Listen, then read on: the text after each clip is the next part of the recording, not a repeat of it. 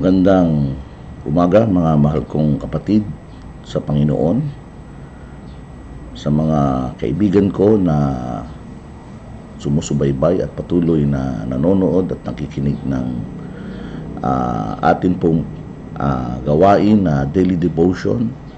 Ngayon po ay araw ng Pebrero 19, 2021. Tunay na maraming salamat sa Panginoon sapagkat binigyan tayong muli ng pagkakataon ng Panginoon na magkasama-sama upang patuloy na makinig, tunghayan ng kanyang banal na salita at patuloy na umasa na marami pa po siyang mga gustong ipaunawa sa atin at igagabayan tayo sa atin pong pang-araw-araw na lakad sa buong maghapong ito. So, sa atin pong patuloy na pakikinig at panonood, patuloy po nating ibigay sa Diyos ang lahat ng pasasalamat, ang lahat ng papuri at pagdakila. Dahil ang katotohanan, minsan po sa atin pong pamumuhay ay parang minsan ay tayo po ay nag-iisip, lalo tigit sa ating sitwasyon sa pangkasalukuyan. Nariyan ba ang ating Panginoong Diyos at patuloy na kumukupkup? Kaya sa oras na ito, sa atin pong awitin na papakinggan ay patuloy po na pagbuli-bulayan natin ang mga mensahe sapagkat tunay na ito po ay napapanahon para sa ating lahat.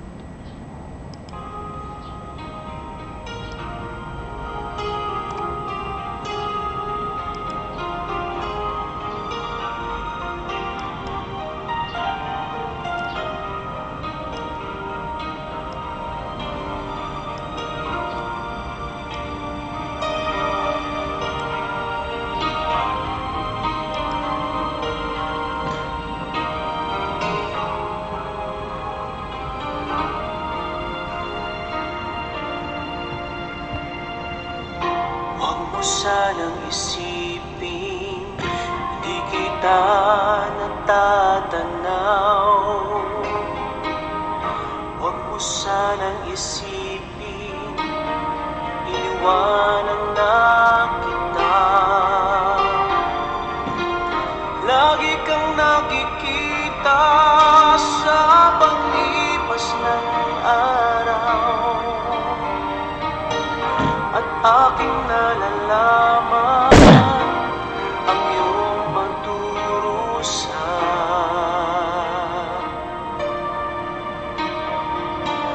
Huwag mo sanang isipin, di kita naririnig ang iyong dalamhati, ang iyong mga ba nalalaman na kita'y iniibig? Bawat patak ng iyong luha ay aking nababati.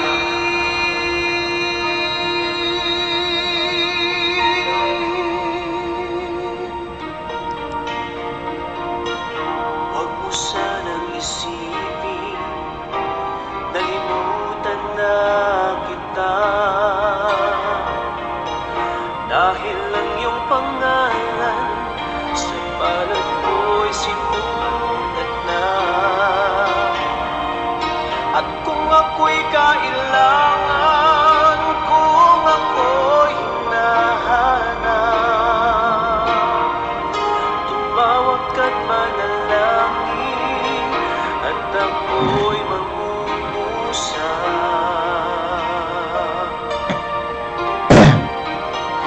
huwag mo sanang isipin, hindi kita pinapansin. Huwag mong kalilimutan ang inalay ko sa'yo. Kahit ang aking buhay ay aking inihain, tulad ng ginawa ko sa krus para sa'yo. Yes, salamat Panginoon. Hallelujah. Hallelujah sa buhay mo, Panginoon. Hallelujah, sa buhay na binigay mo sa amin. Thank you, Jesus.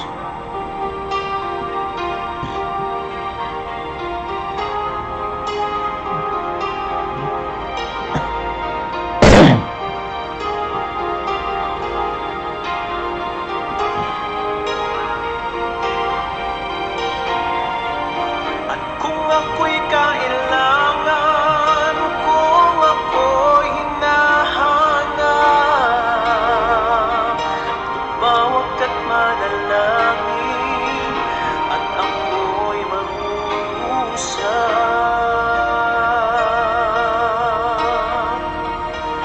Huwag mo sanang isipin, hindi kita pinapansin. Huwag mong kalilimutan ang inalay ko sa'yo. Kahit ang aking buhay ay aking inihain, katulad ng ginawa ko sa krus para sa'yo.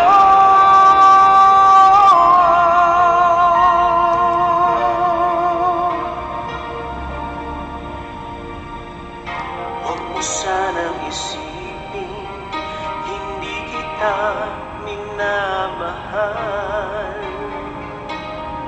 Ang katotohanan, kita'y minamahal.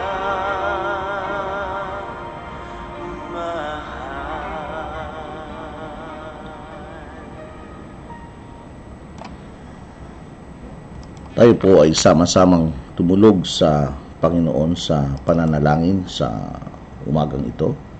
Hiniling ko ang bawat isa na yumuko at makiisa sa akin sa panalangin.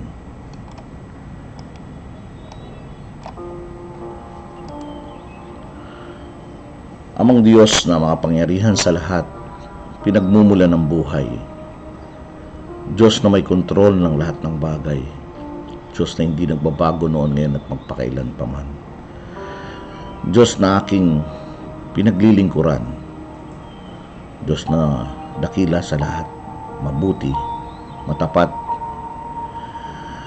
Diyos ng aking salinlahi. Salamat, Panginoon, sa pribilehyo at oportunidad na mabuhay, maglingkod sa iyo, Panginoon, at patuloy na mayroong ganitong uri ng kalayaan upang sumamba sa iyo sa Espiritu at katotohanan. Lord, sa umagang ito, patawarin niyo po ako sa aking kasalanan. Anumang pagkukulang, lantad man o lihim, Panginoon, ikaw po, Diyos, ang siyang patuloy na magpatawad sa akin. Linisin mo, Panginoon, sa aking mga pagkukulang. At sa umagang ito, Panginoon, hinihiling ko po ang mabiyaya at pagsasalita, pagkilos ng banal na Espiritu sa aming pong kalagitnaan. Samahan mo po kami, Panginoon. Mangusap ka sa amin sa pamamagitan ng iyong mga salita na naisulat sa banal na kasulatan. Mangusap ka sa bawat isa na nakikinig at nanonood ng gawain ito ng ministeryo ng pagbubulay-bulay. Salamat po, Ama, sa inyo po ang papuri, pasasalamat at pagdakila. Sa pangalan ni Jesus. Amen. Amen.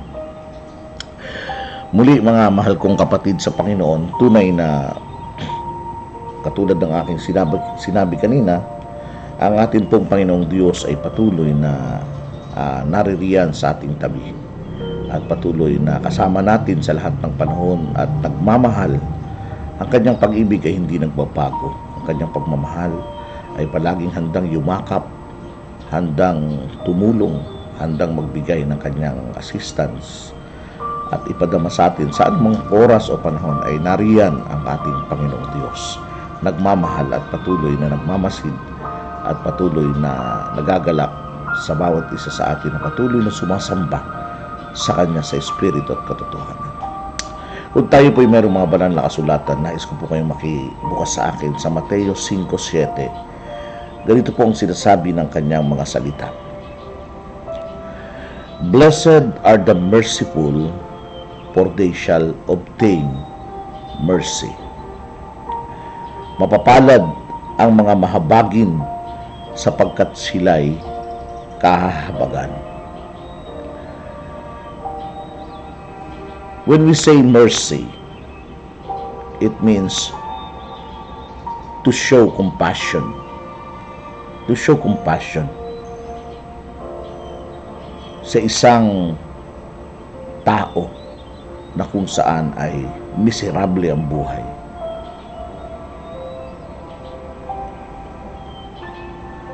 Well, mga mahal kong kapatid sa Panginoon, masasabi ba nating tayo ito?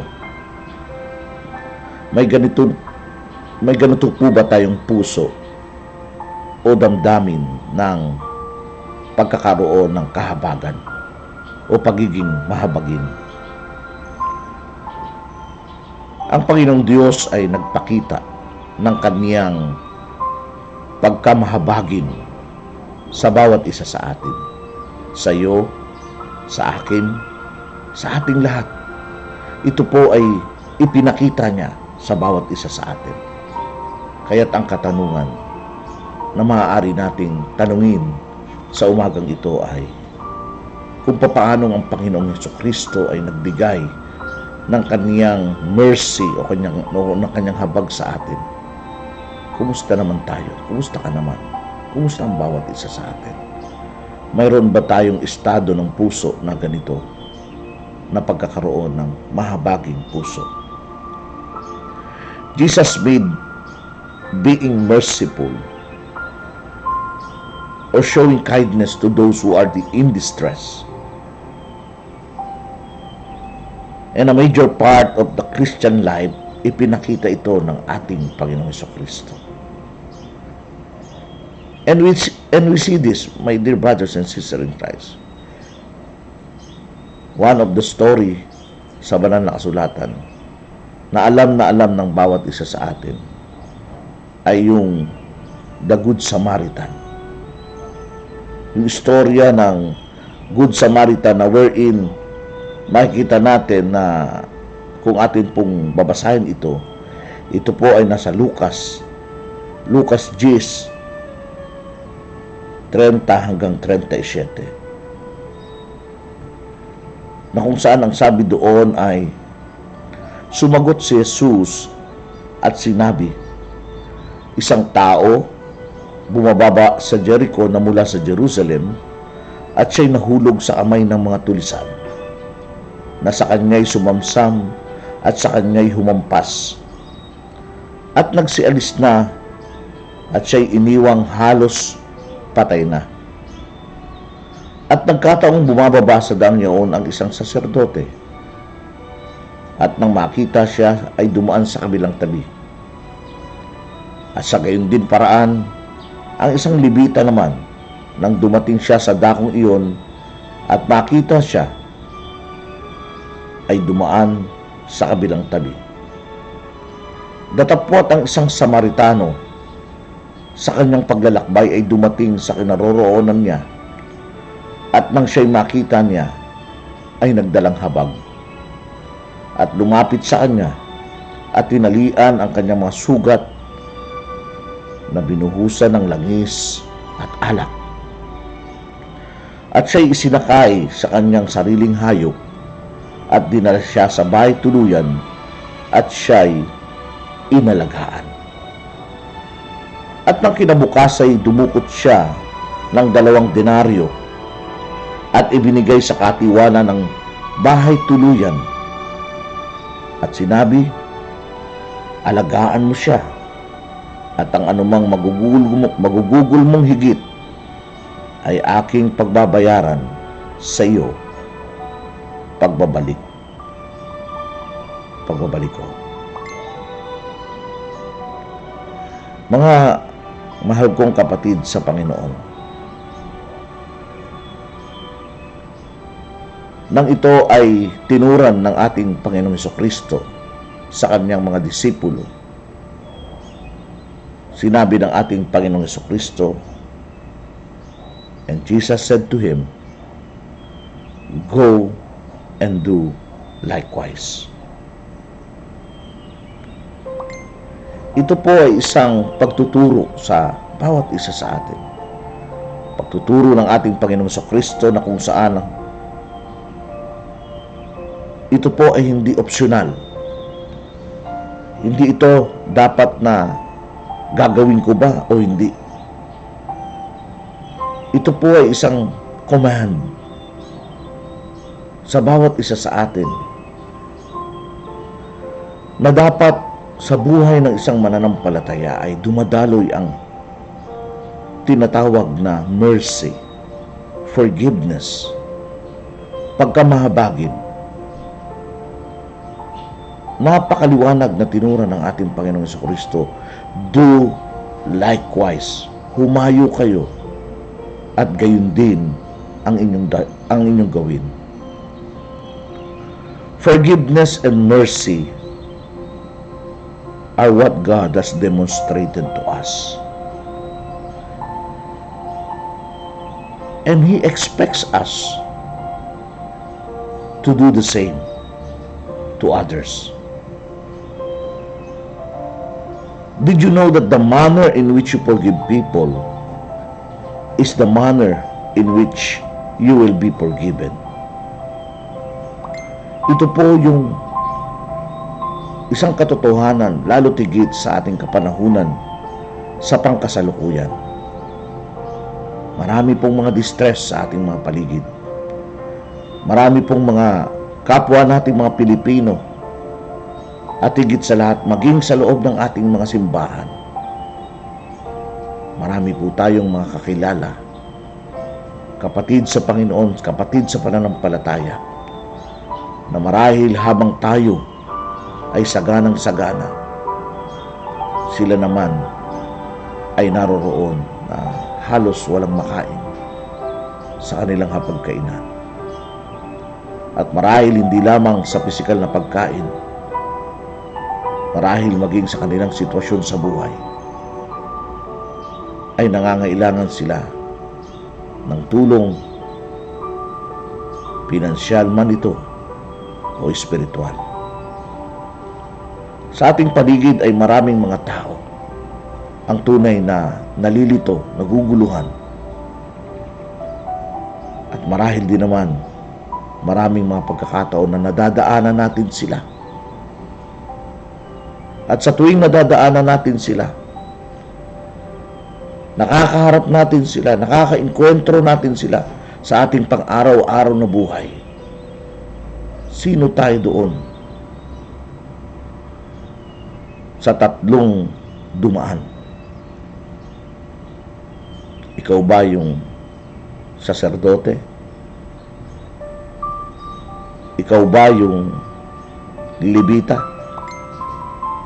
O ikaw ang mabuting Samaritano? Hindi man natin kakilala.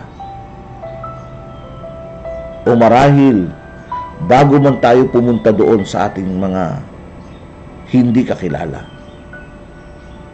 mismo yung nasa tabi mo, dahil sinasabi naman ng banal na kasulatan na dapat nating makita yung mga distress, yung mga nangangailangan, yung mga dapat kahabagan mismo doon sa house of faith, doon mismo sa sambayan na meron tayo. Kumusta mga mahal kong kapatid sa Panginoon? Kung paanong ginagawa natin ito sa ating mga kapatid, kaibigan, kapananampalataya. Sinasabi rin at itinuturo din ng banal na kasulatan, maging hindi natin kakilala. Mga kapatid, sa tuwing binibigyan tayo ng pagkakataon ng Panginoon sa ating pang-araw-araw na buhay, pagkakataon upang tumulong, pagkakataon upang mahabag, pagkakataon upang ibigay natin ang ating mga kamay na kung saan sinasabi ng banal na kasulatan, kayo ang aking magiging bibig, kayo ang aking magiging kamay, at sa pamamagitan ninyo makikita ng sanlibutan na kayo nga ay tunay na nagmamahal sa akin. Mapapalad po Mga mahal kong kapatid sa Panginoon, ang mga anak niya na tunay na mayroong kahabagan para sa kanyang kapwa, sapagkat tunay na itinuturo ng banal na kasulatan, "Blessed are the merciful, for they shall obtain mercy." Hindi po bulag ang ating Panginoong Diyos. Nakikita niya ang bawat ginagawa ng bawat isa sa atin. Nakikita niya ang laman ng ating puso. Nakikita ka niya sa bawat ginagawa ng bawat isa sa atin. Kaya nga sinasabi ng banal na kasulatan, ano man ang iyong gagawin, gawin mo ang lahat ng ito para sa kanyang kaluwalhatian. Kaya't sa umagang ito, mga kapatid, mga mahal kong miyembro sa Papuri Baptist Church of Dasmariñas, give mercy to others and watch out. It will come back right sa iyo. Una tayong kinabakan ng Panginoon. I-demonstrate mo ang kahabagang ito sa iba. Matuto kang magpatawad, matuto kang tumulong, matuto kang mahabag sa mga nangangailangan. At naniniwala ko, ito ang nararapat na dapat gawin ng bawat isa sa atin na nakadama at nakaranas ng pag-ibig at kahabagan ng ating Panginoong Diyos. Purihin po ang Panginoon sa umagang ito. At hangad ko na sa maiksing mensaheng ito ay patuloy tayong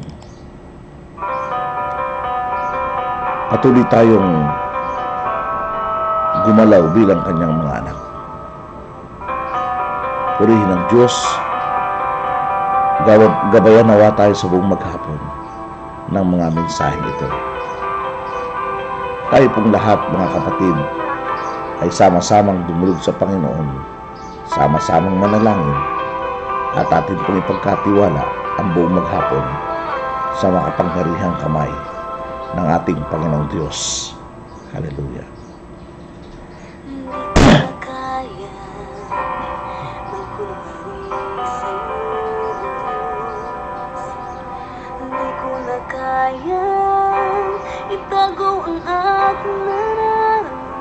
Panginoong Diyos, makapangyarihan sa lahat, salamat po, Panginoon. Salamat po, Panginoon, sa pribilehiyong ito na kami, O Diyos, ay magkasama-sama, Panginoon. Salamat sa mga salita mo na nahayag sa umagang ito. Lord, narito kami ngayon, Panginoon, sa umagang ito. Katulad ng awiting ito, Panginoon. Turuan mo kami, Panginoon. O Banal na Espiritu, samahan mo kami. Ikaw ang Diyos na nagbibigay ng lakas. Ikaw ang Diyos na may kontrol ng lahat ng bagay.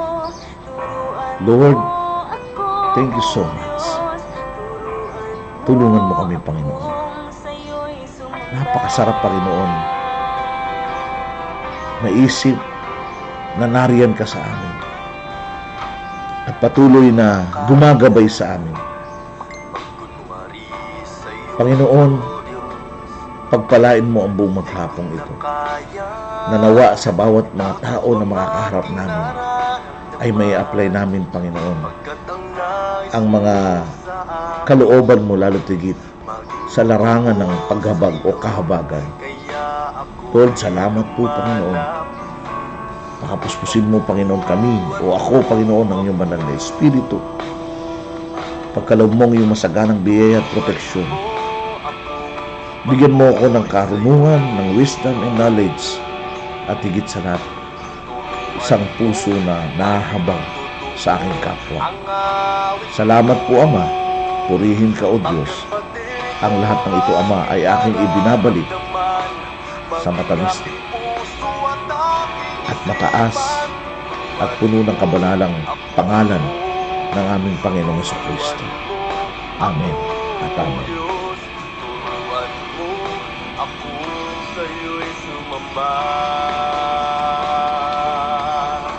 Turuan mo ako magpuri sa'yo.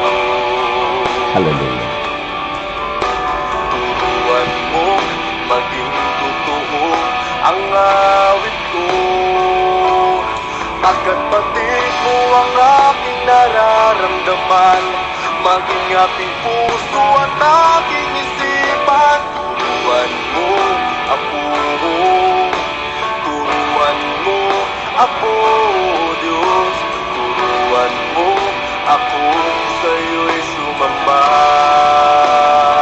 Muli, mga mahal kong kapatid sa Panginoon, maraming salamat sa inyong pagsubaybay at nawa tayo pong lahat ay napagpala at hindi lamang napagpala mga mahal kong kapatid sa Panginoon, nawa tayong lahat ay tunay na nagabayan ng salita ng Diyos at gawin natin ang bagay nito, i-apply natin ito.